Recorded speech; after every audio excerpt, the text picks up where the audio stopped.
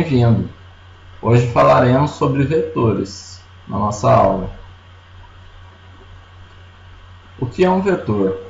O vetor é uma variável composta, unidimensional, formada por uma sequência de variáveis. Então, imagine que você precise, no seu programa, utilizar, por exemplo, 100 variáveis. Você teria que, com aquilo que a gente aprendeu até agora, declarar 100 variáveis diferentes, ou seja, 100 variáveis, cada um com um nome diferente, e para que você passasse valores para ela, você teria que passar um por um, seja por atribuição, seja por via teclado. Então, se você pensar como você faria isso, seria bem trabalhoso e levaria tempo. Então, em situações como essa, onde você precisa de uma estrutura para que você armazene mais de uma variável, nós vamos utilizar um vetor, que é uma variável, que é uma estrutura que ela tem uma dimensão apenas, e nada mais ela é do que uma sequência de variáveis que possuem o mesmo tipo, o mesmo nome, e que elas estão alocadas sequencialmente na memória. Bem, se elas têm o mesmo nome, o mesmo tipo, você vai diferenciar pelo índice. Cada variável presente dentro de um vetor, ou cada espaço dentro de um vetor, ele é diferenciado pelo índice. O índice é como se fosse a identidade de uma variável que está dentro de um vetor, que ele é um número. Então aqui nós declaramos um vetor da seguinte maneira. Em algoritmo, nós utilizamos a forma, o tipo do vetor, o nome e o tamanho que vai ser o meu vetor, ou seja, quantas variáveis daquele tipo eu pretendo armazenar nesse vetor.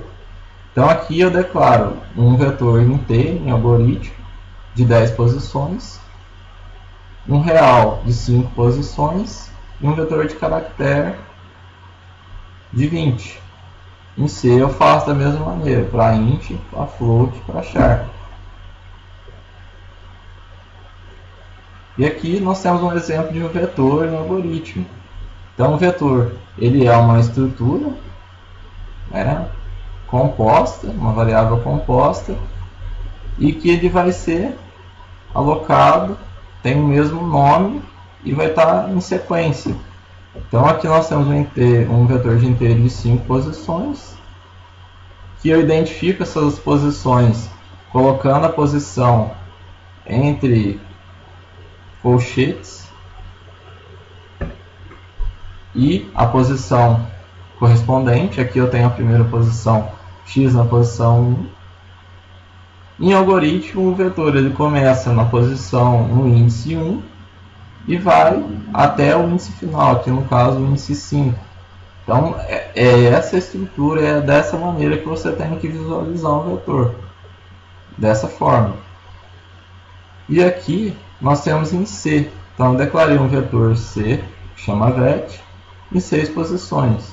Aqui você pode notar a diferença é que o vetor em C ele começa com o índice 0, não no índice 1, como começa em algoritmo. Então, quando você for fazer os seus exercícios, você nunca pode esquecer que o vetor ele começa no índice 0 e vai terminar sempre no índice 1 menos o tamanho que você declarou. Então aqui tínhamos o vetor com 6 posições, começa no índice 0 e vai até o índice 5. Não esqueça disso. Aqui nós temos a atribuição. Da mesma forma que você atribuía valores a uma variável, você vai atribuir a um vetor, com exceção que você tem que indicar o índice para onde essa variável vai ser armazenada. Então, aqui eu estou indicando que o 25 é para a posição 1 e que o x é para a posição 4. Da mesma forma, em C, você pode fazer isso também. Y recebe 19 na posição 0 e na posição 3 vai receber 397. Um detalhe importante em C Se você quiser inicializar o seu vetor com valores, você pode fazer também quando você faz a declaração. Essa inicialização ela pode ser feita tanto sem o tamanho, quanto você indicar o tamanho. Lembrando que depois que você declara um vetor tanto com ou sem o tamanho correspondente, você não vai conseguir aumentar fazendo dessa maneira. E essas duas declarações elas são equivalentes.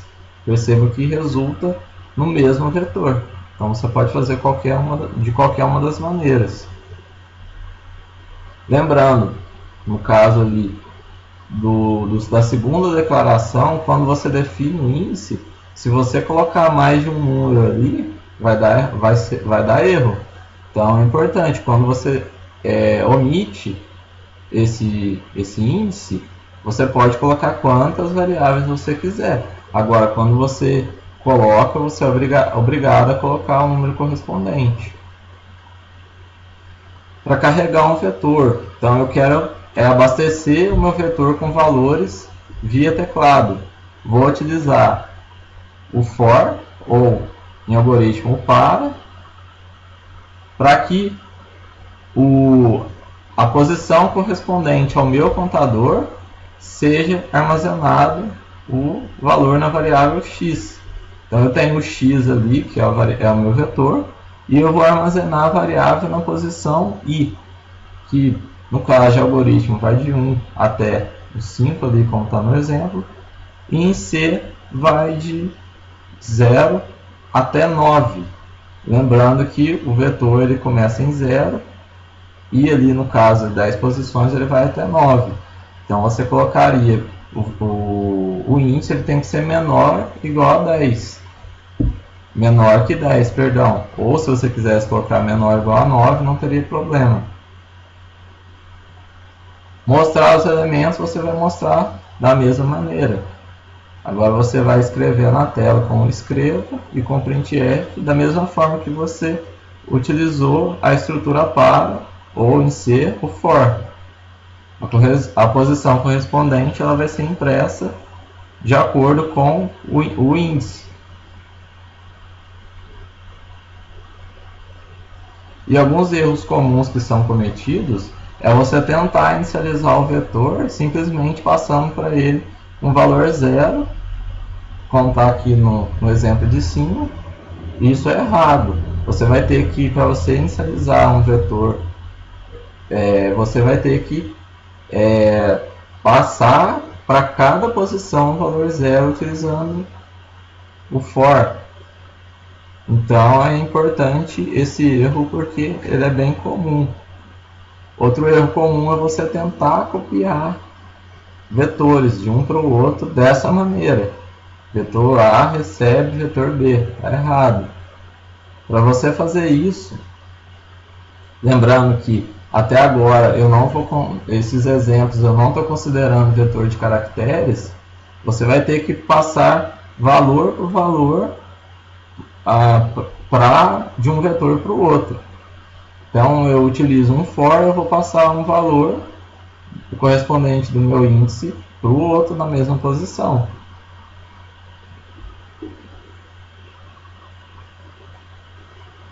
Então vamos fazer um programa que leia 10 números via teclado e que os imprima em ordem inversa, para a gente aprender como funciona na prática. Então, em algoritmo, eu vou declarar o meu vetor, é importante. Como são 10 números, eu declarei um vetor de 10 posições. Vou necessitar de um índice, que ele vai ser utilizado nas estruturas de repetição, que no caso aqui nós utilizamos o para. Então, tá lá, escrevo 10 números inteiros. Eu uso o para de 1 até 10, que é o tamanho do meu vetor, e a cada iteração eu vou ler um valor, e esse valor vai ser armazenado na posição correspondente ao índice, começando do 1 e 1 até 10. Para escrever eu faço a mesma coisa, só que como que é a ordem inversa, eu vou fazer com que o meu índice receba 10, que é a última posição, e aqui ele vá até 1 e escreva os valores.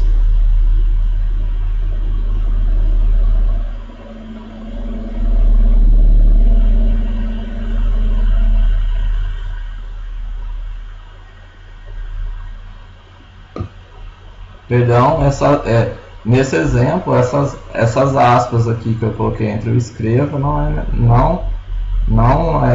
tá errado. É só você considerar sem as aspas, que eu não estou escrevendo nada além do que era o vetor. E aqui temos em C, o exemplo. Então aqui eu declarei meu vetor valores de 10 posições, declarei um índice também. Se eu quisesse colocar o índice, uma vírgula, o índice aqui não teria problema. Vou entrar com 10 inteiros, aqui o índice começando em 0 e indo até 9, que vai ser o índice, ele tem que ser até ele ser menor que 10. A cada iteração vou incrementar 1. Vou pegar esses valores de teclado com scanf. Estou recebendo valores a cada posição correspondente ao valor de índice. Vou imprimir esses valores em ordem reversa. Aí aqui eu tenho que começar do 9, porque o vetor de 10 posições ele começa na posição 0 e vai até a posição do 9. E esse índice ele tem que ser maior ou igual a 0. Ele não pode ser menor que 0. E a cada iteração o índice vai diminuir de 1.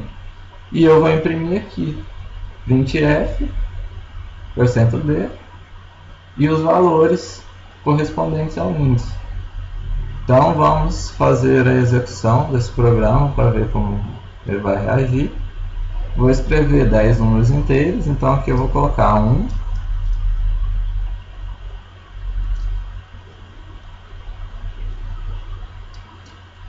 vou colocar de 1 até 10, e ele vai imprimir os valores na ordem reversa de 10 até 1.